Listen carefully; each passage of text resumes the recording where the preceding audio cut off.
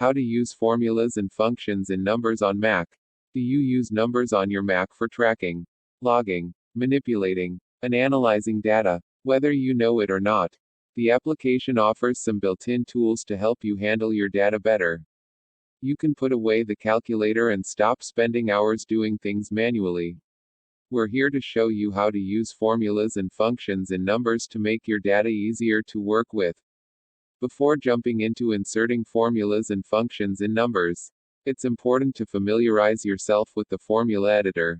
To do this easily, click a cell where you'd like to add a formula or function and type the equal sign.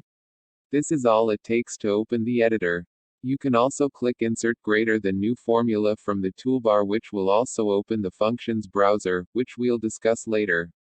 You can move the formula editor by dragging the left side and resize it by dragging from one of the edges with the double-sided arrow. You can click on a cell or drag through a range of cells that you want in your formula and they will appear in the editor. You can also use arithmetic operators to add, subtract, multiply, and divide. And of course, you can type in numbers with or without decimals. You will click the checkmark in green when you finish with the editor and want to apply your formula. And if you change your mind, click the X in red to close it without saving any changes. Have a lot of data in your spreadsheet. Use these tips to find duplicates and remove them in Numbers for Mac. Conveniently, Numbers offers some basic formulas for you to use without having to enter them manually. Select a cell where you would like to use a formula. Click the Insert button in the toolbar and pick from sum, average, minimum, maximum, count, or product. Numbers will make a good guess based on the data in your sheet for which cells to use and highlight them for you. And quite often, Numbers is right, but not always. If the cells you see highlighted are correct, hit your return key to apply the formula. If the cells highlighted are not the ones you want to use, click the cell containing the formula and the formula editor will open. Then, select the correct cells to make them display in the editor. To finalize the formula, click the checkmark to apply it.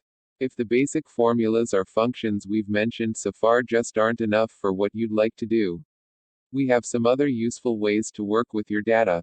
You can use comparison operators to see if values in cells are equal, greater than, less than, or not equal. The results of the formula will display as true or false. This is helpful if you want to compare sales, income, or expenses over months or years. For our example, we want to see if our sales from January of this year are greater than or equal to the previous year. You can see in our example that our sales for this January are in fact greater than or equal to last year with the result true in the formula cell. You can split up strings of text if you have more information than you need or want to pull out specific data using the right and left functions. This is useful for extracting area codes from phone numbers, states from cities, or zip codes from address strings. For this example, we have a spreadsheet where the data contains both a city and two-letter state abbreviation for a customer. As in Chicago, we want to pull out the state for each person into a separate field. What this formula does is pull out two characters, step 5 from the right side of the string, step 3.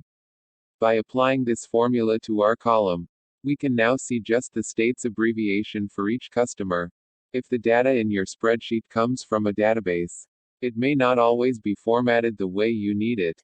Using our customer spreadsheet example above, you can have a customer's first and last names with too many spaces between them. This can cause problems for automated emails or even mail merges using those names. Now we have a nice and clean list of our customer names without extra spaces to wreak havoc with our other software. Maybe your situation is the reverse of the one above. You might have data in two different cells that you want to combine into one. You can do this with both numbers and text using the concatenate function. Let's say that the data we received has a customer's first and last names split into two different cells. Our email software needs those names to be together. There we go. We have a column with our customer's first and last names together instead of spreading them across different cells. One more function in numbers that can come in super handy, especially when obtaining data from various sources, is the plaintext function. You may have text and numbers in your spreadsheet that are formatted in rich text. Instances can include links that are clickable and names that are bold, italics, or underlined. With the examples we've shown you here, you'll most likely want to apply the formula or function to more than a single cell, so you can easily drag to copy your formula to adjacent cells in rows or columns. Depending on how your data is laid out, select a cell with the formula you want to copy. When you see the yellow dot on the cell border, click it and drag to the cells you want to copy it to and release. That formula or function should not only copy to those cells but immediately apply to the corresponding data. Manipulating and analyzing the data in your numbers spreadsheets can be done much easier with formulas and functions. For handling numbers and text both, give these formulas a try and explore some of the other built-in functions Numbers has to offer. You just never know which one might be a huge help until you test it out. Want to visualize your data? Numbers for Mac offers a feature for creating interactive charts and graphs, and here's how to use it. Conditional formatting makes your spreadsheets stand out. Here's how to use conditional formatting in Numbers on Mac. Text source, makeuseof.com.